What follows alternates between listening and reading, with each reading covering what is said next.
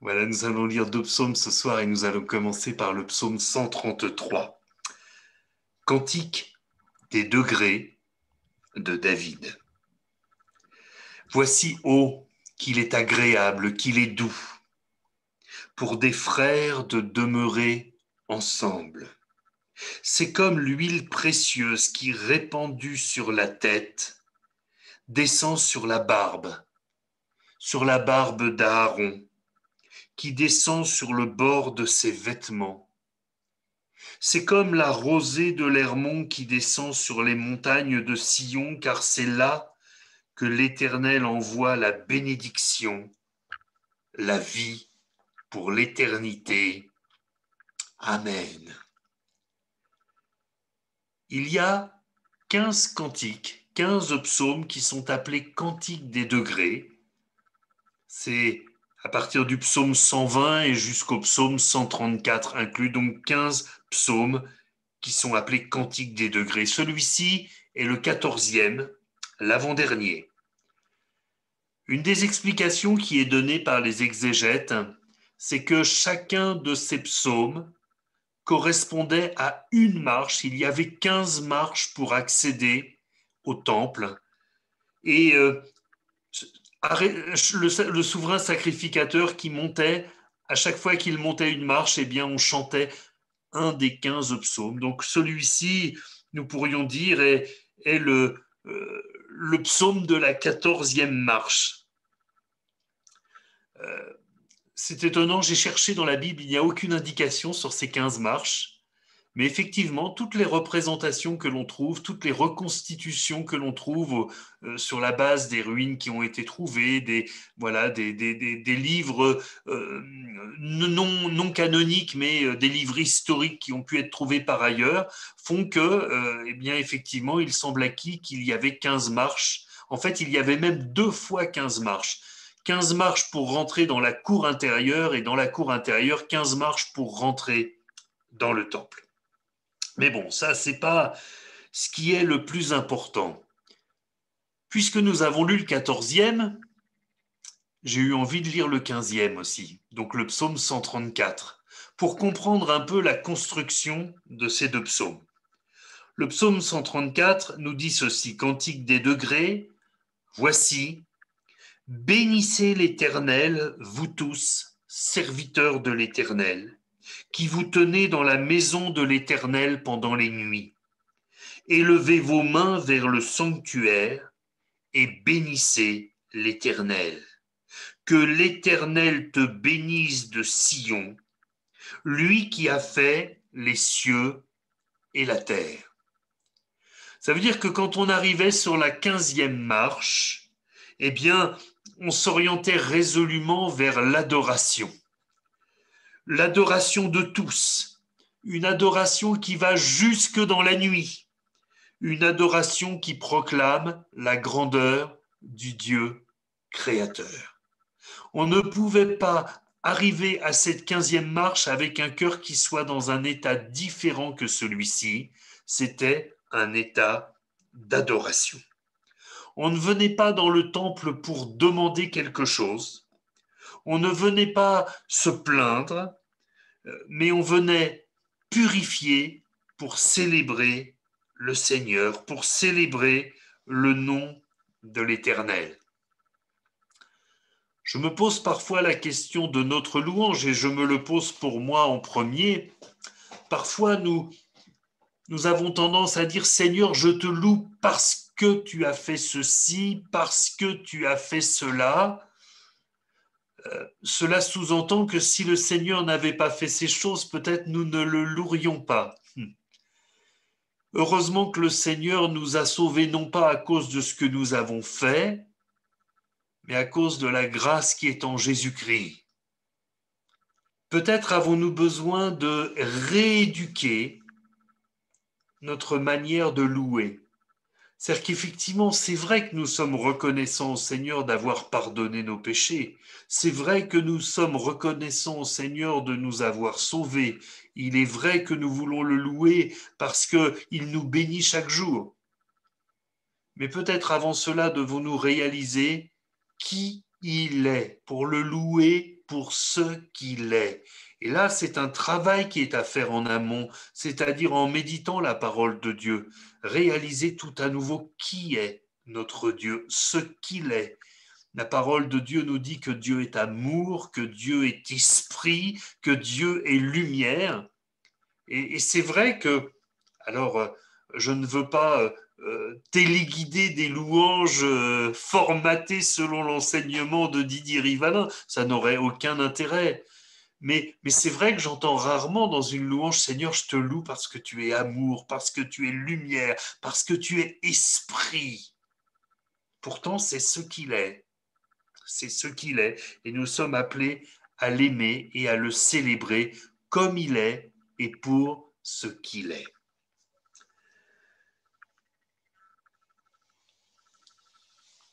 Le philosophe allemand Nietzsche a cité une phrase qui fait réfléchir. Il a dit: le diable est dans les détails. Alors ça semble peut-être être un détail, mais si notre louange est tellement attachée à ce que Dieu fait, peut-être devons-nous nous poser la question si notre attachement au Seigneur est un attachement affectif ou un attachement matériel. Ça va beaucoup plus loin qu'il y paraît. Rester avec quelqu'un parce qu'on l'aime, c'est une chose normale. Rester avec quelqu'un parce qu'on a besoin de lui, je ne crois pas que ce soit la relation que le Seigneur veut établir entre nous. Nous dépendons de lui, c'est un fait. Mais le premier des commandements, c'est pas tu dépendras de Dieu. Le premier des commandements, c'est tu aimeras le Seigneur ton Dieu. Tu aimeras. Donc une dépendance d'affection, une dépendance d'amour.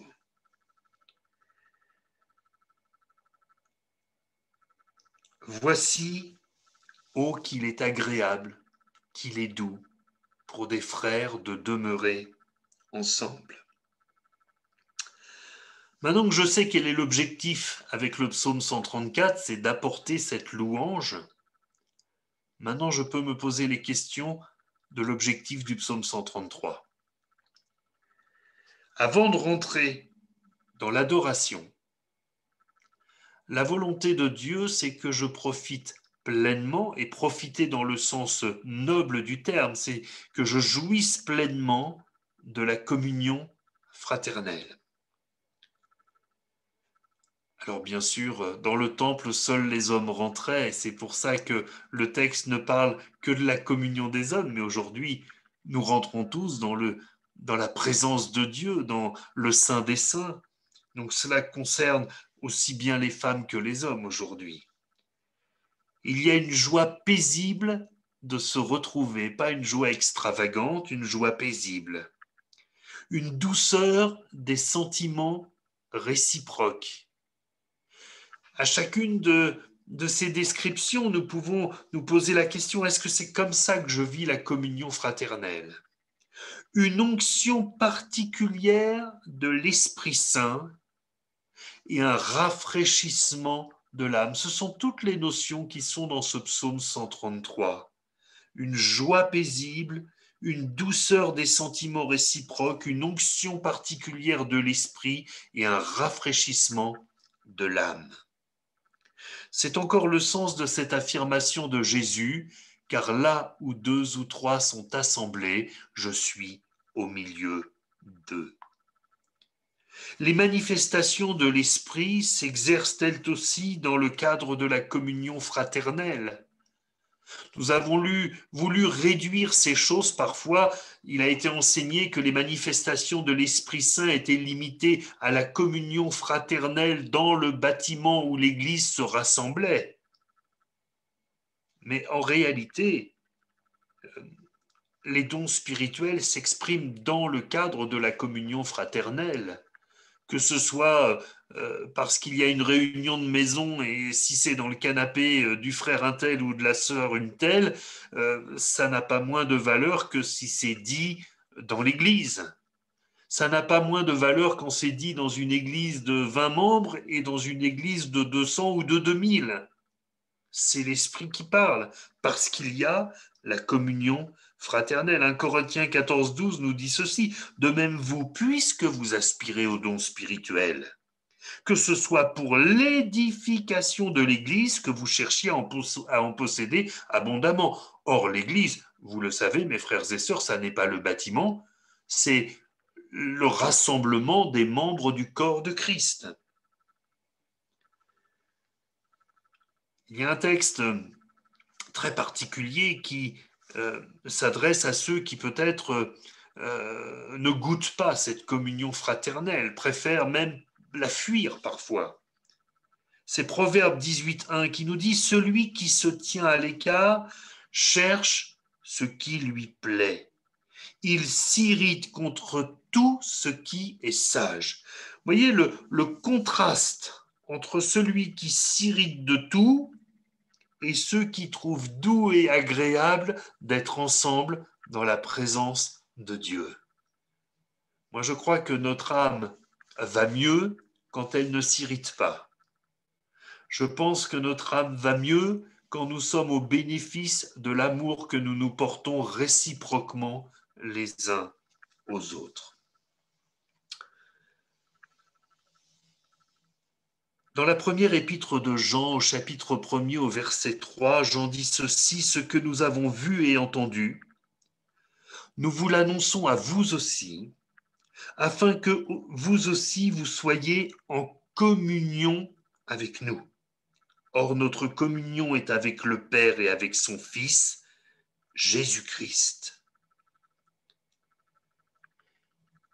La communion que nous avons ensemble, frères et sœurs, est une précieuse denrée irremplaçable. Et elle est solidement fondée parce qu'elle est appuyée sur la doctrine de Christ. Nous sommes en communion ensemble parce que nous sommes en communion avec le Père, et nous sommes en communion avec le Père parce que le Seigneur Jésus nous a réconciliés avec le Père. Nous ne pouvons pas, vous savez, la parole nous dit que c'est un menteur celui qui dit qu'il aime Dieu et qu'il n'aime pas son frère. Comment peut-il aimer Dieu qu'il ne voit pas et ne pas aimer son frère qu'il voit? Ça n'est pas possible. Mais voyez, il y a cette interdépendance, c'est une forme de triangle presque. Il y a notre communion à chacun avec le Seigneur et puis notre communion ensemble. Et ça, c'est vraiment quelque chose qu'il nous faut cultiver. La communion, si on veut en donner une définition, parce que c'est vrai que ça fait partie de ces mots qu'on utilise souvent et dont on finit par oublier le sens, c'est l'union résultant de ce que nous avons en commun. Je le répète, la communion, c'est l'union résultant de ce que nous avons en commun. Si deux personnes ont le même père ou la même mère, s'ils ont le même père et la même mère, c'est encore plus vrai, ils ont forcément des choses en commun. Bon, généralement, le petit frère, il a en commun les vêtements usés du grand frère, mais je ne parle pas de ça. Dans leur carte génétique, eh bien, ces deux personnes ont des choses en commun. Eh bien, nous avons le même Père céleste. Donc, j'ai envie de dire, dans notre génome céleste, nous avons beaucoup de choses en commun. Ça ne veut pas dire que nous sommes tous semblables. Ça ne veut pas dire que nous sommes des clones ou des robots. Ça ne veut pas dire que nous n'avons pas le droit d'avoir des différences dans notre perception de la parole de Dieu, ni même des différences dans notre manière de prier, dans notre manière de louer, mais le Seigneur respecte notre identité et nos différences. Nous, parfois, on a beaucoup plus de mal à supporter nos différences, mais le Seigneur, lui, les respecte. Venons à cela, j'ai eu envie de partager avec vous un projet qui verra le jour mi-janvier. J'avais pas amené cette prédication pour parler de cela, mais il m'a semblé bon, en méditant la parole, de dire mais c'est vrai, il y a une telle logique. Vous savez, le Seigneur aime bien quand nous joignons le geste à la parole. Si on n'a que les paroles, c'est un petit peu juste. Mais si on a les gestes avec, alors le Seigneur approuve. La semaine qui va se terminer le 16 janvier sera la semaine universelle de prière. Elle se termine le samedi 16. Et je vous avoue, moi, je me suis fait tellement de bien quand nous avons eu cette soirée de prière où nous sommes restés ensemble jusqu'à 23h30. À 23h30, on était encore une quarantaine à prier le Seigneur. Ça, c'est quand même quelque chose de formidable. Et vous le savez ou vous ne le savez pas, une fois par mois se réunit la pastorale protestante du Tarn-et-Garonne, dans laquelle eh bien, notre frère Gérald Charondière, moi-même, nous sommes présents, nos frères et sœurs nos frères pardon, dans le ministère de Verlaguet, également les pasteurs de l'église réformée évangélique du Quai Montmurat, et puis également notre sœur pasteur de l'église réformée, de l'église protestante, et puis une sœur également de l'église protestante qui est aumônière de prison. Voilà. Auparavant se joignait également à nous notre frère Bernard Coppens qui a rejoint le Seigneur il y a quelques jours, donc qui était un retraité actif de l'armée du salut. Et j'ai eu à cœur de proposer à mes frères et sœurs que nous ayons le vendredi 15 janvier une soirée de prière. Alors on a des choses en commun, déjà techniquement on a une magnifique chorale, Crescendo, qui a déjà enregistré, donc on a des choses que l'on peut utiliser. Nous avons de part et d'autre d'excellents prédicateurs, différents peut-être dans leur approche, mais pour autant qui aiment le Seigneur. Et puis nous avons des frères et sœurs de diverses sensibilités, mais qui prient le même Dieu, le même Seigneur. Et quand j'ai proposé ça à mes frères et sœurs, eh bien, ils ont béni Dieu. Ils ont dit, mais oui, c'est une bonne idée, on va faire ça. Alors ensuite, il fallait définir qui allait prêcher. Alors j'ai proposé Guy Galifot, qui avait accepté avec joie. Je lui avais demandé avant, quand même, avant de le proposer, hein, je vous rassure. Et puis, eh bien, Véronique, la pasteure de l'église réformée, dit, moi, je pense que ce serait bien qu'il y ait aussi une prédication de l'église réformée. On dit, bah, ça tombe bien, hein. Vous savez ce qu'on dit, hein, c'est celui qui dit qui est. Donc, on lui a proposé de participer aussi, d'apporter aussi un court message. Et puis, nous allons nous réjouir de la communion fraternelle. On a trouvé ça tellement bon qu'on a dit, c'est bien ce qu'on fait, mais nos jeunes, qu'est-ce qu'on fait pour eux? Bah oui, parce qu'il y a le vendredi 15, mais le lendemain, c'est le samedi 16. Hein. Ça va, je vous ai pas annoncé un scoop, là.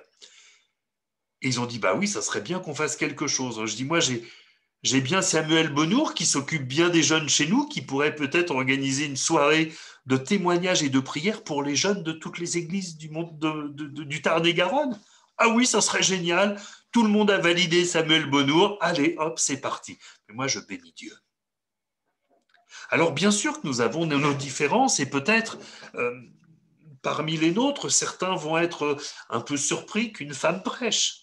Ça n'est pas dans nos habitudes, dans les assemblées de Dieu, quoique dans certaines régions, les choses changent un peu. Mais nous avons la plus grande des choses en commun. Nous avons le même Seigneur et le même Sauveur. Nous avons Jésus-Christ de Nazareth. Nous avons le sang de Jésus qui nous a purifiés de tout péché.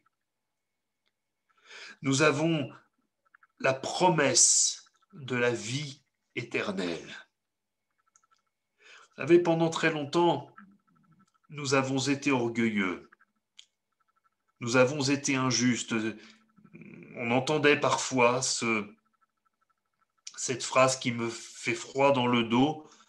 Hors des assemblées de Dieu, point de salut.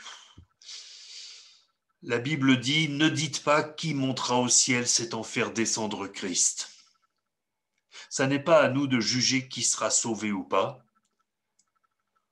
Je crois que nous aurons beaucoup de surprises dans le ciel et je le dis avec beaucoup de solennité.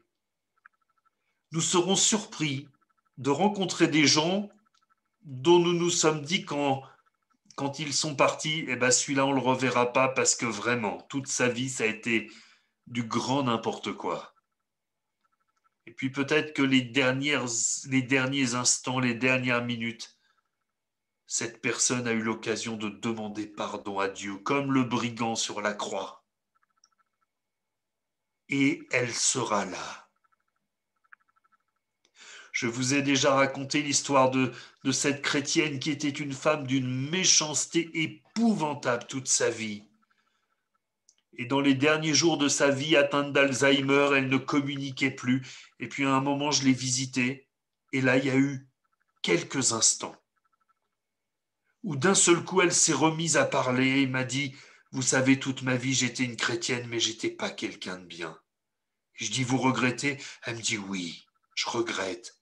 Je dis, bah, le Seigneur vous pardonne. Et hop, la fenêtre s'est refermée. Elle est retombée dans son Alzheimer, dans sa bulle. Mais le Seigneur a permis qu'elle ait cet instant-là pour régler tout le mal qu'elle avait fait comme ça, en un instant. Simplement en disant, Seigneur, je regrette, j'ai pas été ce que j'aurais dû être. Et puis à l'inverse, malheureusement, il y a des gens que nous nous attendons à revoir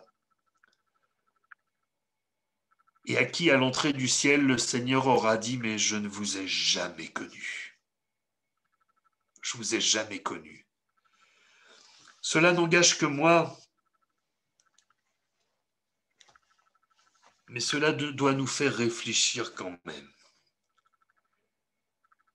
Vous m'entendrez souvent dire ça parce que moi, c'est un problème dans mon cœur. La Bible dit que dans le ciel, Dieu lui-même essuiera toute larme de nos yeux. Sauf que quand nous serons dans le ciel, ça ne sera pas avec ce corps physique, ça sera avec un nouveau corps et un corps céleste. Donc nos larmes physiques, nous ne les aurons pas emmenées avec nous. Mais peut-être qu'arrivés dans le ciel, nous allons verser des larmes en ne retrouvant pas des personnes auxquelles nous pensions eh bien, les revoir. Ça, c'est quelque chose qui doit nous conduire à l'intercession. Non pas au jugement, non pas prier pour que un tel, une telle, eh bien, soit remis. Non, vraiment pour que tous se tournent vers Dieu. Vous savez, bon, nous allons retrouver bientôt et le présentiel et notre belle église. Voilà, on va pas la retrouver, on va rentrer dedans. Alléluia. Mais vous savez, on a une vue magnifique quand on est sur l'estrade. Mais je sais que moi, souvent, je me suis posé la question. Étant sur l'estrade, voyant le peuple de Dieu, vous savez, alors je ne me compare pas à Balaam, hein, c'était pas quelqu'un pas très recommandable ni très reluisant. Mais Balaam, quand il regardait le peuple d'Israël, et quelles sont belles les tentes de Jacob, et il voyait le peuple de Dieu, il trouvait ça magnifique. Et puis en même temps, il y a un pincement au cœur. Est-ce que tu vas tous les retrouver dans le ciel? Combien parmi ceux que tu vois vont déchoir de leur fermeté, vont peut-être parfois juste parce que la communion fraternelle a manqué, peut-être parce que l'attention a manqué, ou peut-être parce qu'ils ont été négligents, parce qu'ils n'avaient point de racines en eux-mêmes, et une tribulation, eh bien, a été pour eux l'occasion de lâcher le Seigneur. Alors, mes frères et sœurs, nous avons bien des sujets de prière, nous avons des malades, nous avons des futurs baptisés, nous avons des couples, des familles qui ont besoin du Seigneur, des jeunes, des ados, des enfants. La communion fraternelle a besoin de la bénédiction de Dieu. Vous savez, si nous passons du temps à expliquer aux nouvelles âmes pourquoi il ne faut pas aller dans telle ou telle église, nous les perdons. Si nous sommes unis pour le salut des âmes, nous les gagnons. Nous les gagnons. Prions aussi pour notre réunion de vendredi prochain. Nous allons nous entretenir tout à nouveau sur le baptême dans le Saint-Esprit et prier particulièrement dans ce sens. Prions pour ce week-end du 15 et 16 janvier, ces 2 réunions de prière afin que vraiment ça soit pour la gloire du Seigneur. Nous avons tant à recevoir de lui et tant à apprendre les uns des autres. Que le Seigneur nous bénisse, qu'il nous éclaire et qu'il nous encourage. À lui seul la gloire. Amen. Seigneur notre Dieu, nous voulons bénir ton nom, parce que tu es un Dieu merveilleux, un Dieu magnifique. Tu es le Tout-Puissant, rien ne te résiste. Tu n'as aucune limite, ni de lieu, ni de temps. Ton amour est infini.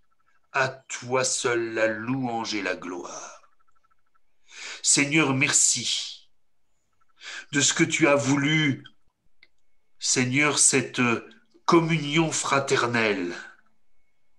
Tu as voulu cette affection particulière entre tes enfants, afin qu'ils viennent t'adorer ensemble. Je veux te prier, Seigneur, pour ceux des nôtres qui sont malades, qui sont éprouvés dans leur corps, dans leur âme, dans leur esprit, afin que tu les secours et que tu les bénisses. Merci pour notre sœur Babette qui est avec nous, tu la bénis. Tu bénis Mimi, Seigneur, tu bénis Maryse aussi, mon Dieu, les suites de leurs opérations. Seigneur grand Dieu, tu bénis les travaux de notre Église, nous avons besoin de toi. Tu bénis les couples, les familles, les enfants, les ados, les jeunes, et puis Seigneur, tu vois ce travail que nous faisons afin que ton peuple soit uni devant toi pour te prier, pour dépendre de toi ensemble. Merci Seigneur pour ce qui sera fait le 15 janvier, pour la réunion de jeunes le 16 janvier. Merci encore des baptêmes dans le Saint-Esprit que tu nous donneras vendredi prochain. À toi la gloire, ô Dieu. Fais grâce, puissant Sauveur, dans le nom précieux de Jésus-Christ. Amen. Amen.